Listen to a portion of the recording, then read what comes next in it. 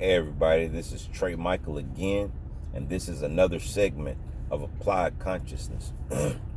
I'm riding in the car and I was listening to a guy for YouTube, and he was running into an issue of people trying to categorize his experiences in they try to put it in a box. You know how religion has boxes? Christianity, Muslim, Hindu, the different religions of the world. What people are doing while they're speaking about the awakening, they're trying to express to humanity their experiences. The way that we communicate is through words, though. Words create images that process into the mind so that you can understand what the other person is thinking. And there's nothing wrong with that. But the process of words, the reason why they're so complicated, is because what it does is it places the person in a box based upon the descriptions that they're given. So I'm going to give an example. On a lot of my videos, I speak about spirituality or consciousness. And those are basically just words that I'm attempting to formulate to give you an image of what I'm saying. Now I'm going to explain to you the difference between religion and what the world calls consciousness, which just means knowing thyself. Is religion identifies or explains to you who and what God, or God meaning the Creator, is based upon another person's experience. The Bible gives you who God is based upon the experiences of the disciples, based upon the experiences of Yahshua or Jesus. The Quran gives you the understanding of God from Muhammad's experiences. Consciousness is understanding that before I can have a personal relationship with the Creator and understand who and what the Creator is, I must first learn to know who and what I am. Now, the difference that I'll say with a lot of religion is they're trying to understand the Creator, this infinite thing that through religions decipher it as the Alpha and the Omega, which means the beginning and the end. It just seems funny to me, and I'm not talking against anyone, and I know a lot of people are going, how dare you speak about religion? I want to stay in my religious box. Call me a label.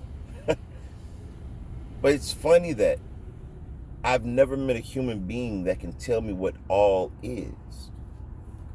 I've never met a human being that can close their eyes to express to me what nothing is.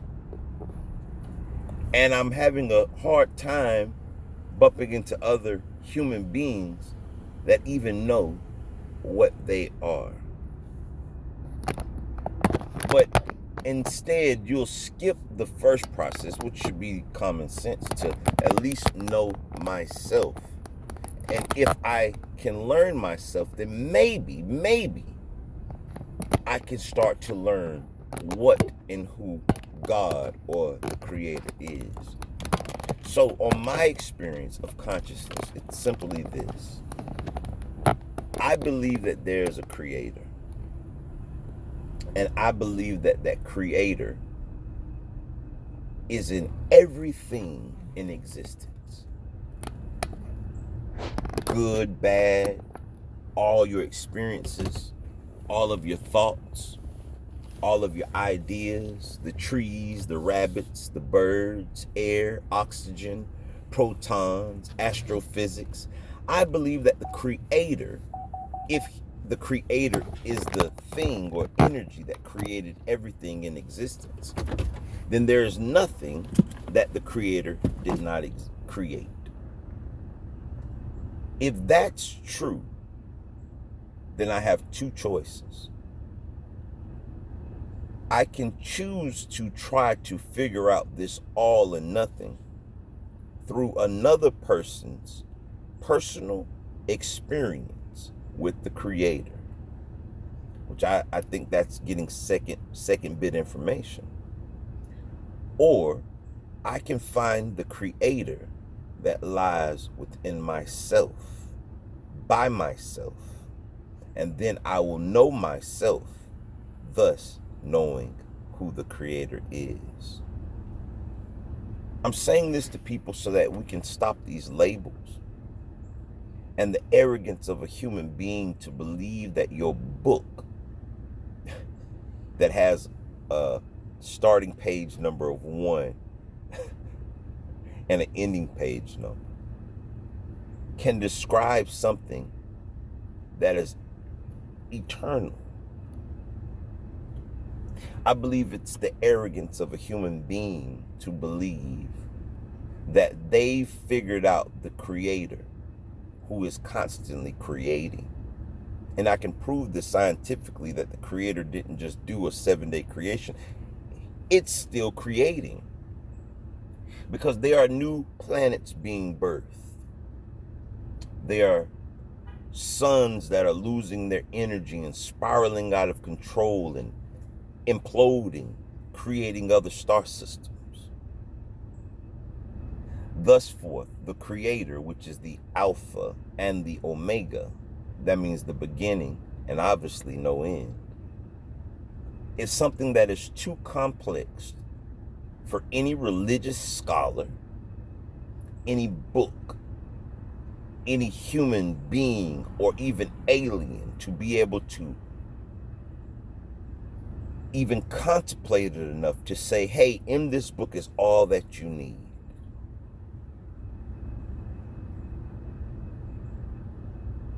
So what I chose to do was to do what those human beings did to experience God before there were books, before there were the teachings of others, and to look at myself to first find out who I am. See, I am not this physical vessel that you see, because if I were, then that means I no longer exist when my body is placed into the ground. I've seen people die before. I've been over a body while I watch the man have breath and then he stops having breath. The body is still intact. The brain is still in the skull. Blood is still in the body. But that person was no longer there. Through that experience, which I didn't need to learn from a book, I realized that the person was not the brain. It was not the skin. It was not the organs or the cell. It was something else. And through my small but rapid pace of growth or aging, just at the age of 34, I've come to understand that I am energy. And I am the energy that is animating this body. And I understand that that energy is a part of the Creator. So before I try to understand the immenseness, I mean I can't even place a word to it, the vastness of the other piece of that energy, I decided to say something simple. Well, let me better understand the vastness of that energy or Creator or God or whatever words. Again, like we said in the beginning, the words that we're saying are just to describe the images that are in our mind so that you can visualize what my brain is trying to express to you. But we get caught up in these words: God, Creator, energy. You should call them Creator, you should call them energy, you should call them God. That's what my book says. But words, again, are only for humans. The trees don't communicate through words, through the English dialect, nor do cats. and other species don't use words to communicate. So there's other forms of communication, but that's the form that we as human beings chose to use. Words. Some beings use telepathy, which is probably a better way of communicating, because the words can't be distorted and confused and cause separation. My God is better than your God. You're going to hell and you're not. Ha ha ha. My guy said his experience with God was this. Well, my guy said his experience with God was this. And instead, this new awakened era of those that are getting closer to God by finding God or the Creator or the energy that animates your body, I found that it was more simple, easier to say, well, if I am the energy that's in me, a spark of the vastness of God, then let me first figure out that small spark that makes Trey. Let me find out what that is from my own experience. And when I embarked upon that mission, which was pretty difficult because I was born in a religious home. I was born in a place that told me you have to know the books. And if you don't know them, you're going to burn in hell, It was funny that we always, I'm poking fun at religious people, and it's okay. You'll get over it. Your religion tells you to forgive. I'm being sarcastic again. But it's just funny that most people, if you ask a religious person, why should I figure out what God is? And their basic expression will be two things to you. Because if you don't, you're going to burn. And they give the Creator or the energy that permeates through all things, all expressions, all thoughts, all ideas, all religions, all cars, vehicles, ants, minerals, the plant kingdom, the Creator that is a part of all of these things. We tend to give it a distorted human emotions, as if it has emotions. As if the energy that brings life to everything, that makes the sun just far enough away that we have heat on the planet, and just close enough that we have heat and life can grow, and just far enough away that it does not disintegrate everything on the planet. That Creator is love, and it does not harbor emotions as many men have expressed through their experiences of the Creator. They give the Creator this vengeful or this narcissistic personality that it wants to be served like a slave master. And if you do not serve this God, he will condemn you to hell. And I remember living in that experience, the fear of it. And I kind of reference it to this, man. I'm a father.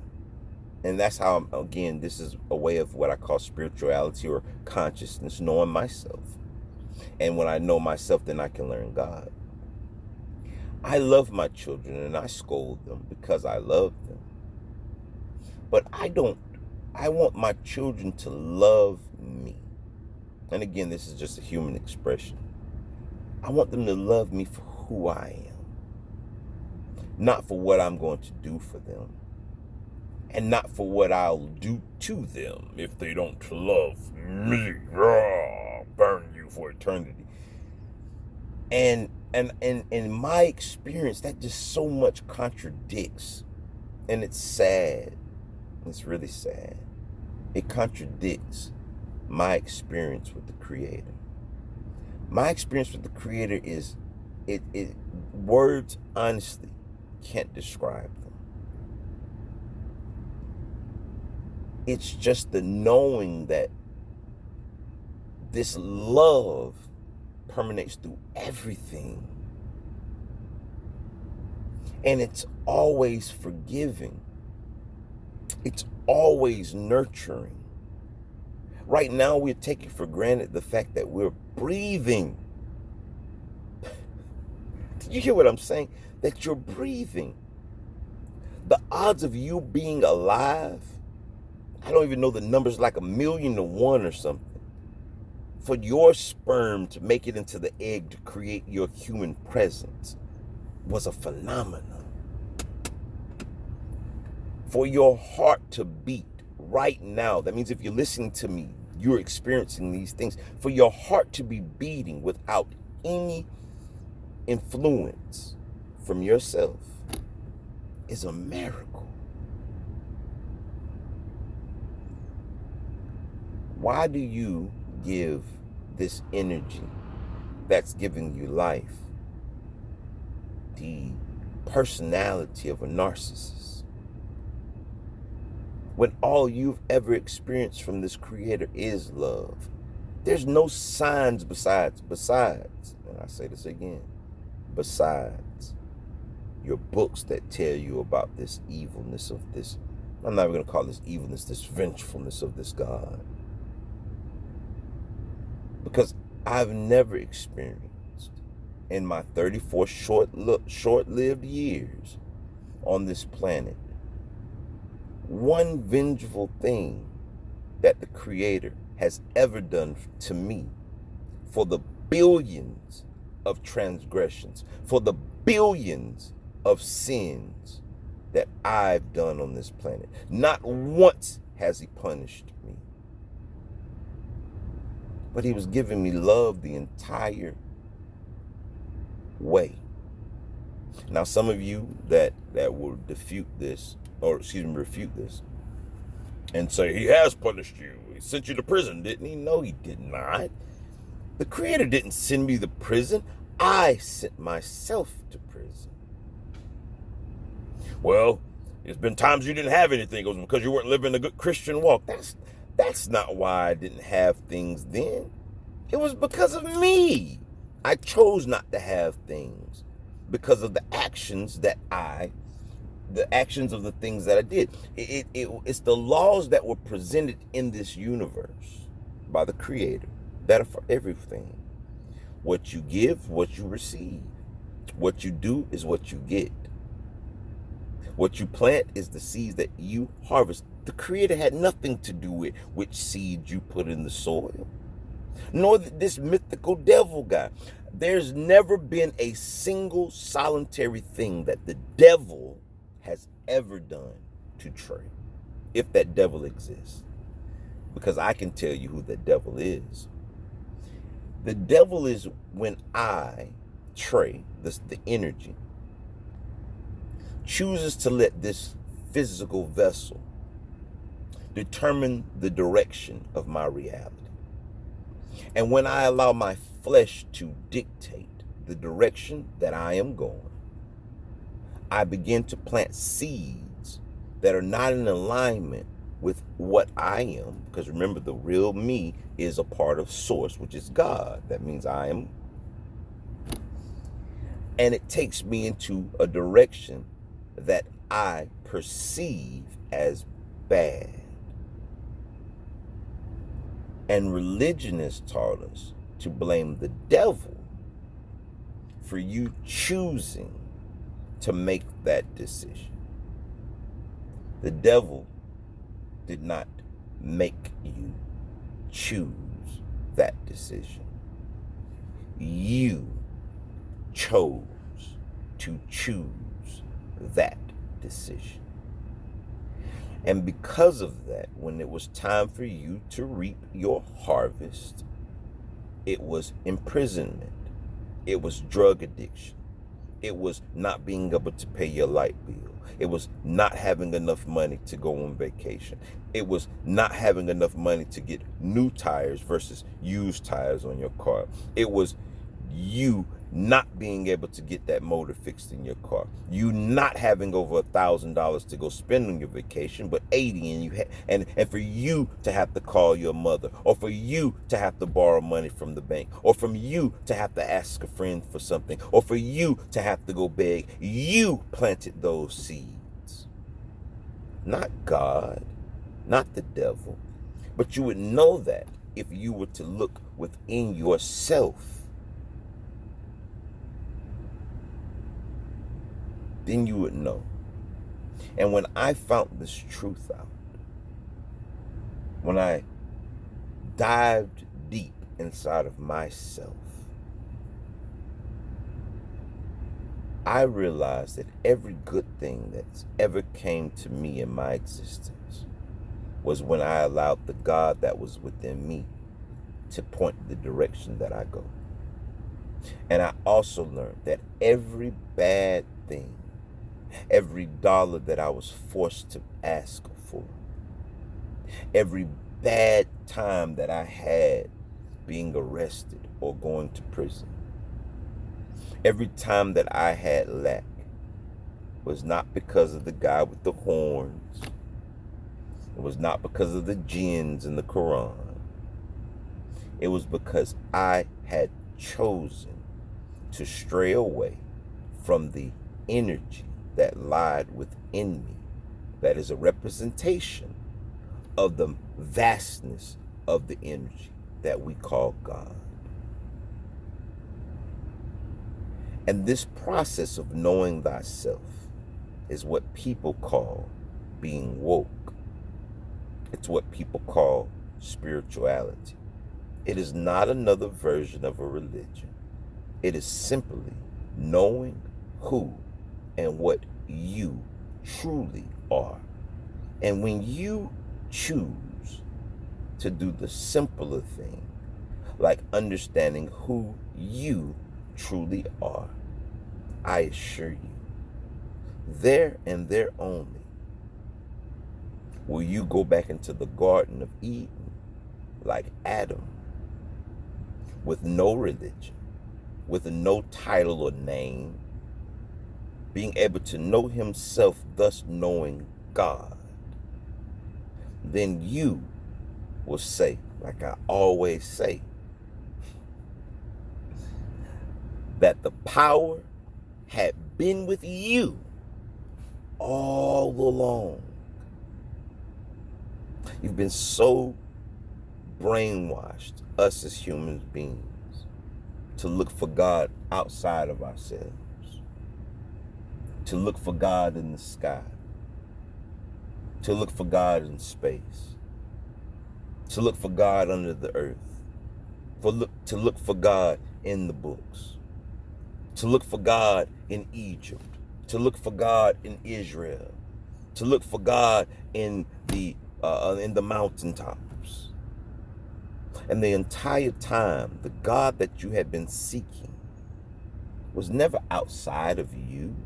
That's why some of you still are in a bad situation. That's why you're still going to pray that something better comes outside of you. But have you ever considered the simplest truth that it took me a very long time to find? Was that the love that you were seeking was inside of you. For some of you that have never watched my videos, I always tell people where I get the story or the saying of the power has been with you all along. And I want to share that with you before I end. On the movie The Wizard of Oz, or if you're African American, you might have watched The Wiz, Dorothy was sucked up in a tornado and thrown into a land called the Oz. And when she arrived there, it was a strange world, and she wanted to go home. The second that she arrived there, her house fell upon the witch, and the slippers were instantaneously on her feet. Now, Dorothy is a resemblance of me and you. We're looking for the wizard or God. We're looking for the way out. We're looking for the better world. We're looking for comfortability. We're looking for peace. We're looking for joy. We're looking for abundance. And just like Dorothy, she went looking everywhere outside of herself for the wizard, or what we consider what'll save us. We think that the money will save us. We think that the college degree will save us. We think that the Bible will save us. We believe that the Quran will save us. We think that the Torah will save us. And you go searching and searching and searching and searching for the wizard, because remember, that's who the people told her through their experience, is the person that can save them. See, if you had the eye to see, you could have looked deeper into that story. And she followed what the people said would save her. She perceived what, from their experience, that this wizard that had a name would be the thing that freed her. And as she searches and she searches for the wizard, she finally finds the wizard. And finds out that the wizard was a hoax. That the wizard had no power. No matter how many times she finds him, the wizard still couldn't free her. And when she looked within herself, she found the truth. She found that the day that she arrived, the power had already been just on her feet. But she never took the time to go and look within. And she would have noticed that those slippers that were on her heels only needed 3 clicks. And she could have went home. That's what's happening on planet Earth. You've all been searching for a wizard. Not just through religion. I'm not here to bash religion. Because some other things were people's gods. Money, family, friends. And the universe, or God, or the energy that permeates all living things, has been trying to knock at your door to tell you in 2020 that all those precious things that you cherished so dearly, he's been taking them away from you. Let me not say he or she or it, because it's energy. I hate to give it a human trait again. It's a male or it's a female. Oh my God, that's just so stupid. It could be a frog, okay? But it's been trying to take things away from you so that you can dive within yourself to find yourself, thus finding God. I just wanted to share that with everyone because I know that a lot of people's egos are going to hijack the experience that others are trying to say. Don't follow me. Don't follow the guy down the road. Follow your inner compass. Follow your inner guidance. And there you will find God or the Creator or the energy that permeates everything in existence. Like we always say, live, love, and laugh. And namaste, namaste, namaste. Peace. Live your fullest life. Go within. And then your without will shift and change. Life is a reflection of what is within you. Your experience is determined based upon which you allow to guide and direct you. Will you allow your ego, your belief systems to guide you?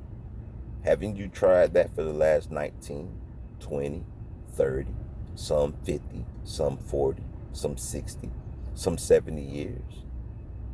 How well has that served you? Do you still say, thank God it's Friday on Fridays? That means you didn't want to go to work, so then why are you going? Or are you one of the chosen that chose to dive within themselves, to find themselves, thus finding the love that they've been seeking? Peace.